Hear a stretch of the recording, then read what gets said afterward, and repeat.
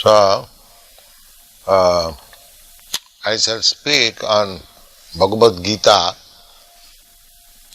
as it is.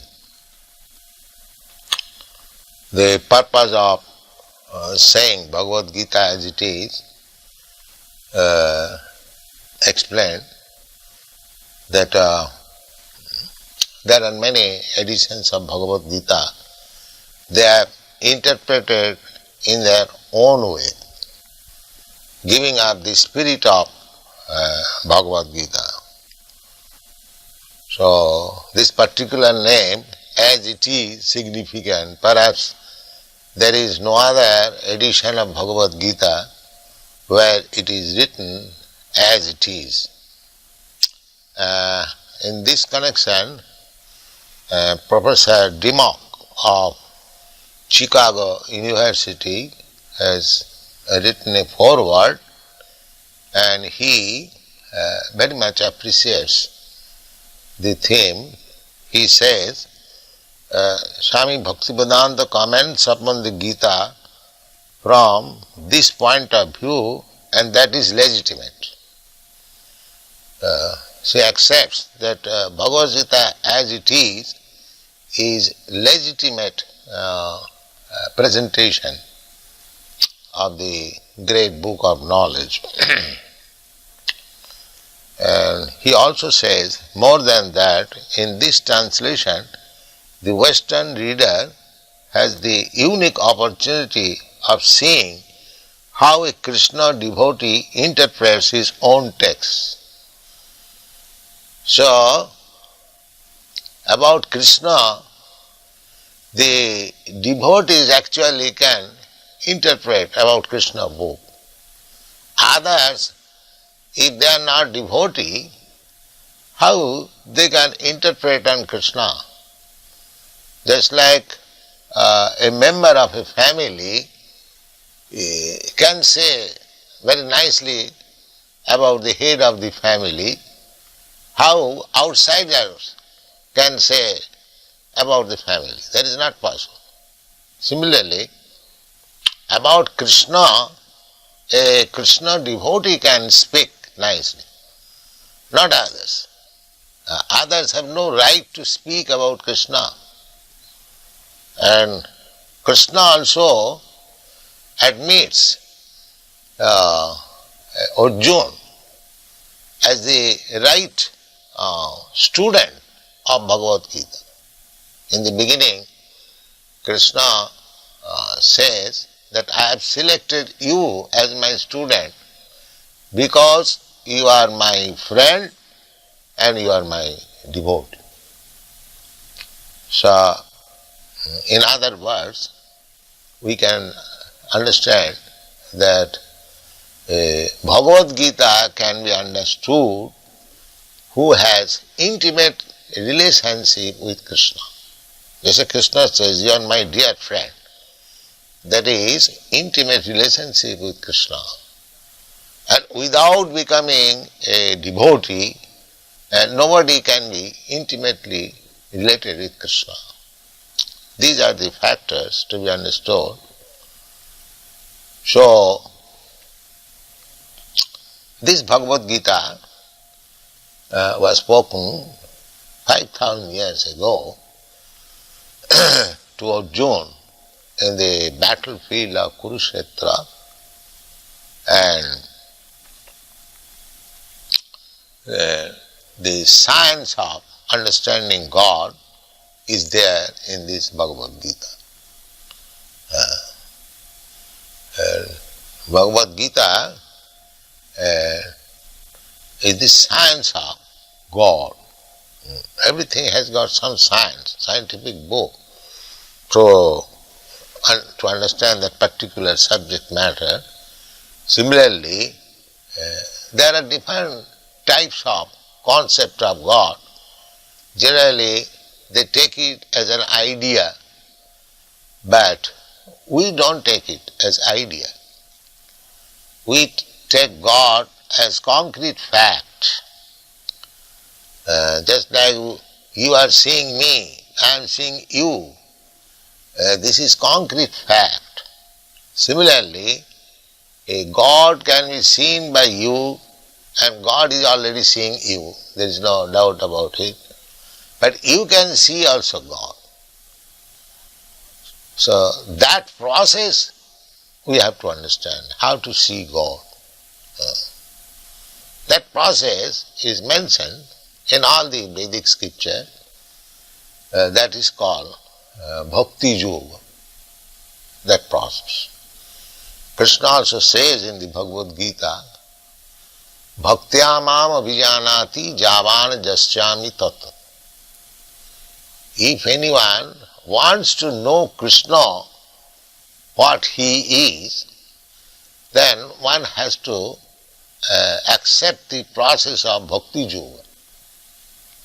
There are different types of yogas. Yoga means linking oneself with the Supreme Personality of Godhead. So, speculative yoga will not help us. You have to take concrete yoga. Concrete yoga is Krishna consciousness. So,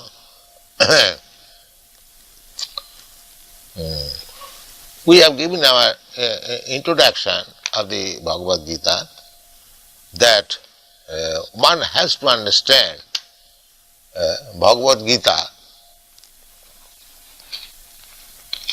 as it is directed in the Bhagavad Gita. There is direction. How to read Bhagavad Gita. People are reading Bhagavad Gita without taking the direction.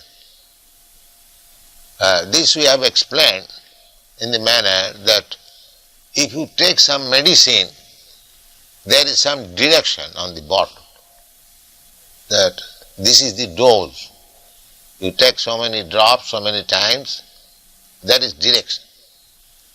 Similarly, for understanding Bhagavad Gita actually, you have to accept the direction as given by the author himself, Krishna.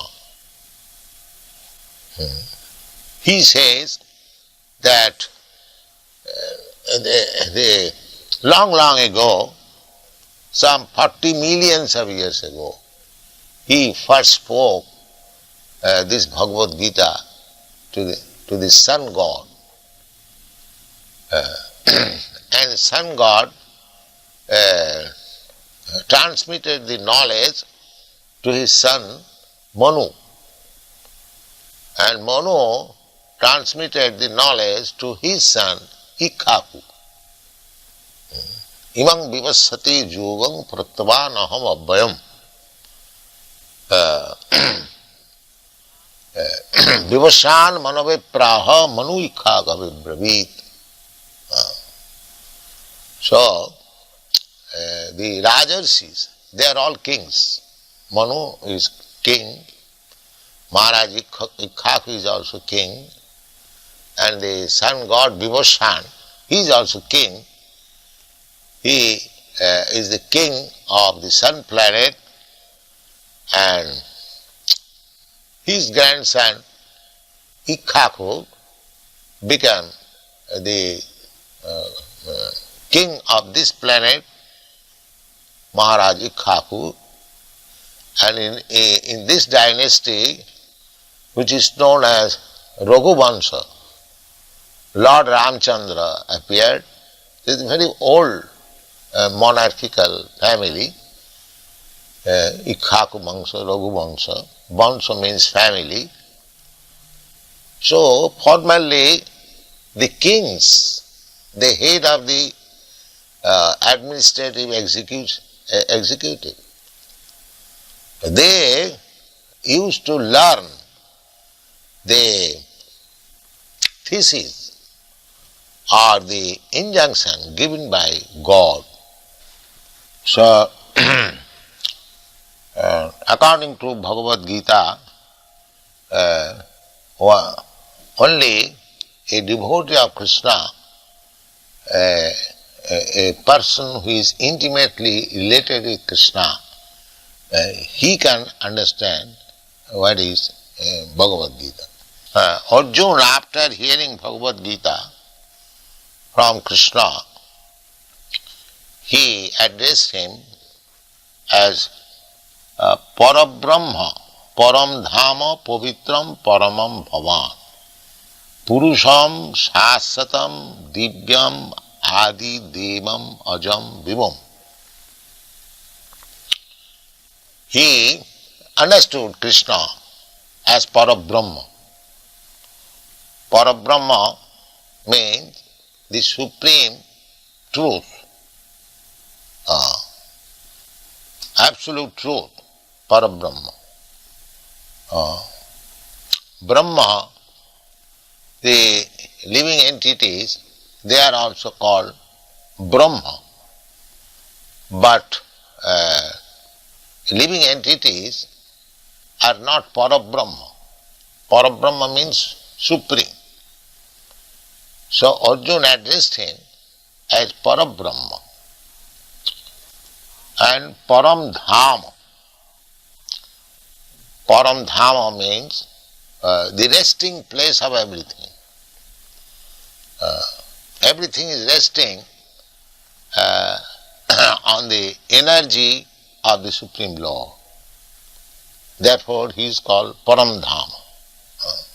Just like all these planets are resting on the sunshine, sunshine is the energy of the sun globe. Similarly, this material energy is Krishna's energy, and everything is material or spiritual, everything is resting on Krishna's energy. The resting place is Krishna's energy. In another place, Krishna says, Maya tatamidam sarvam jagat avyakta murtina masthani sarvabhutani naham teshu avasthita. Krishna says that in my impersonal feature I am spread everywhere, all pervading. God is all pervading by his impersonal feature, namely his energy. The example is given just like heat is the energy of fire. So fire spreads by its heat and light. The fire is one place, but the heat and light is spreading. Similarly, Krishna is in his own abode, which is called Goloka Vrindavan. There is a planet in the spiritual world, the topmost planet. As the topmost planet within this universe is called Brahmaloka, similarly in the spiritual sky there is the topmost planet which is called Goloka Vrindavan. That is Krishna's place.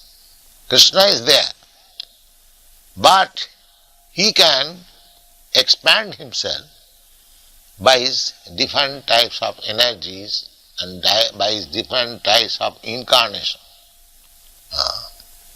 It does not mean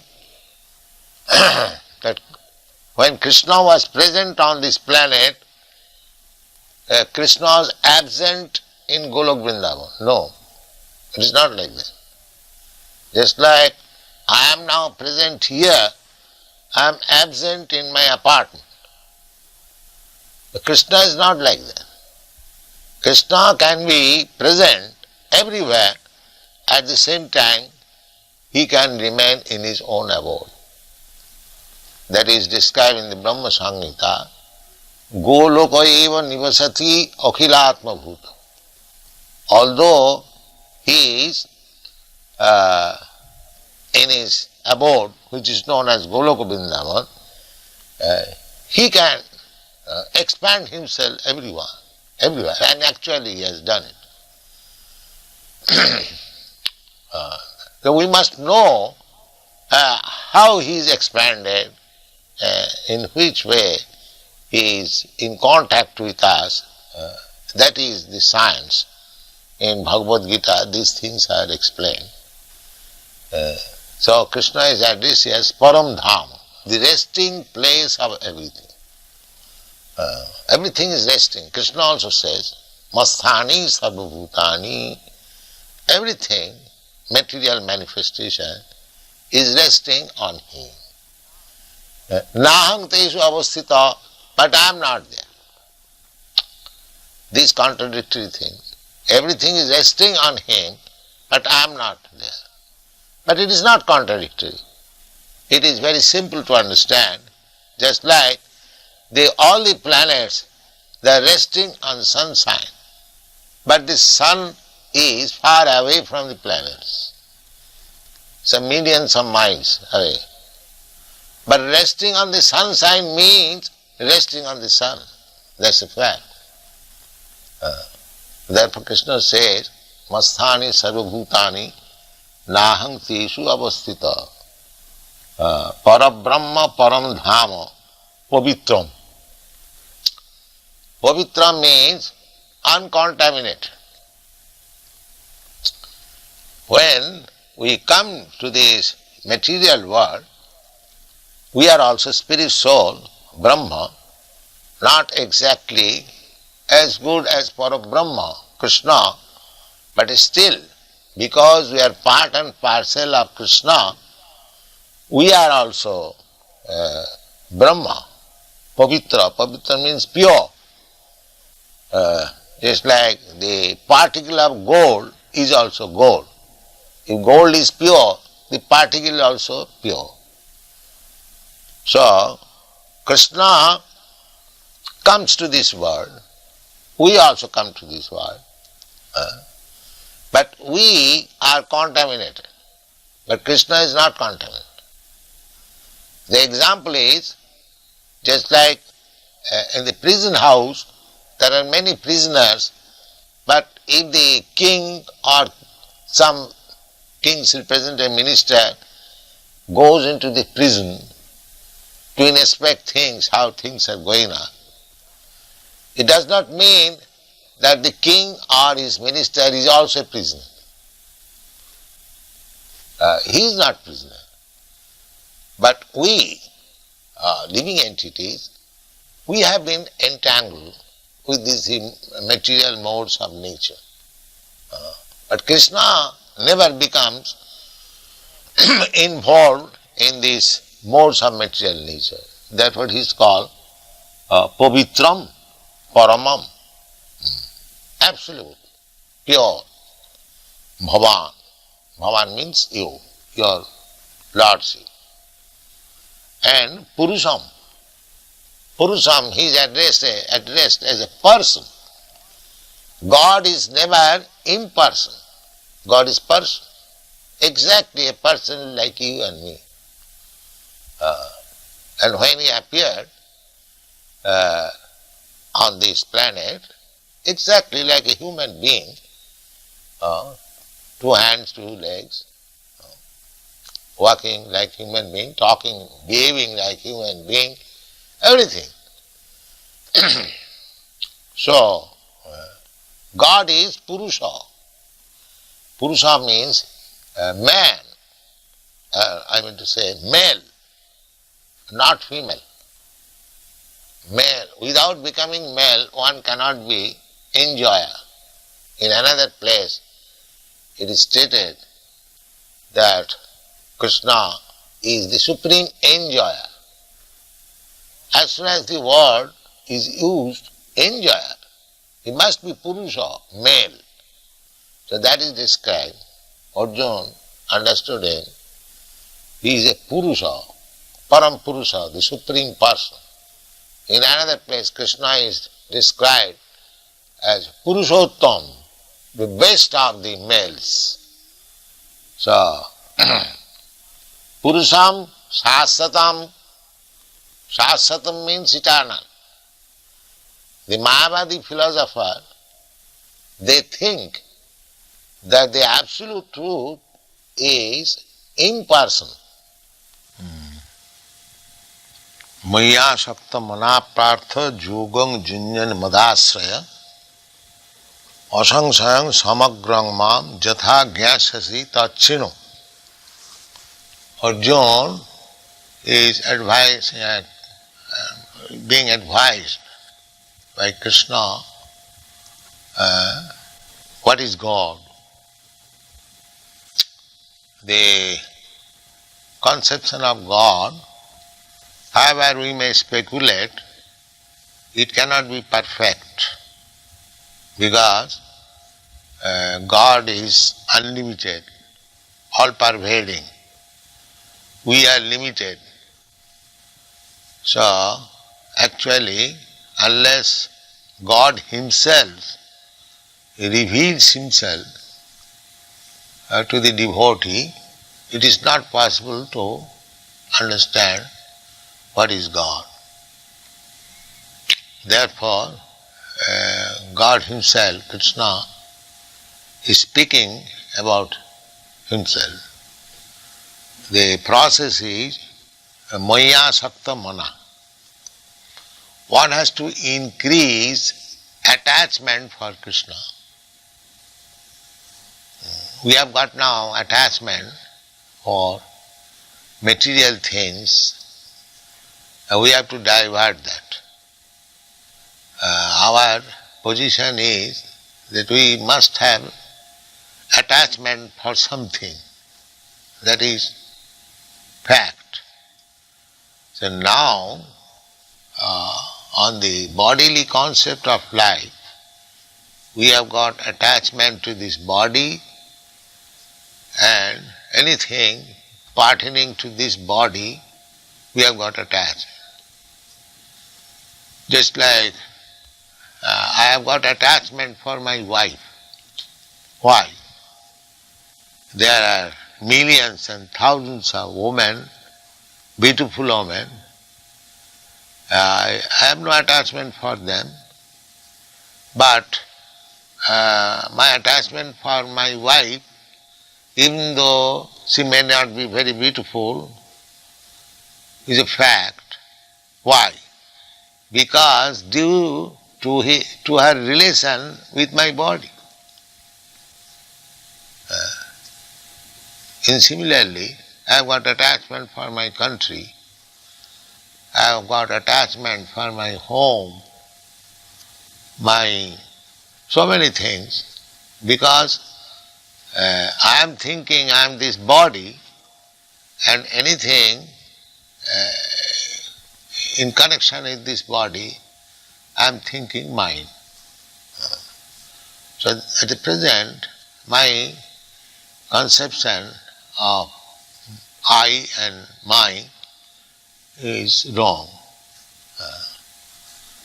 Therefore, if we divert that attachment to Krishna, then we can understand Krishna or God perfectly well. Krishna is just like sun. When there is sunshine, you can see the sun and yourself also. Without sunshine, in the darkness of night, neither you can see the sun nor yourself. Therefore, the process is Maya Sakta Mana, developing Krishna consciousness. Maya Sakta Mana Prartham Jogam Junyan Madasaya. This is the yoga. Yoga means connect. Yogam Junyan, that yoga should be practiced in connection with Krishna. Therefore he said, Mat Asra. Mat means me or mine. And Asra means taking shelter. So either you take shelter of Krishna or Krishna's representative. Of course, it is not possible for us to take shelter of Krishna because Krishna is not present at the present moment. But his representative is there. So one has to take shelter of his representative and practice bhakti yoga, concentrating his mind on Krishna. This is called Krishna consciousness. One has to take shelter of a person whose life is devoted to Krishna, and under his direction we have to practice how to develop Krishna consciousness, and then Krishna will be revealed. The revelation, proportionate revelation is proportionate advancement in seeing Krishna directly.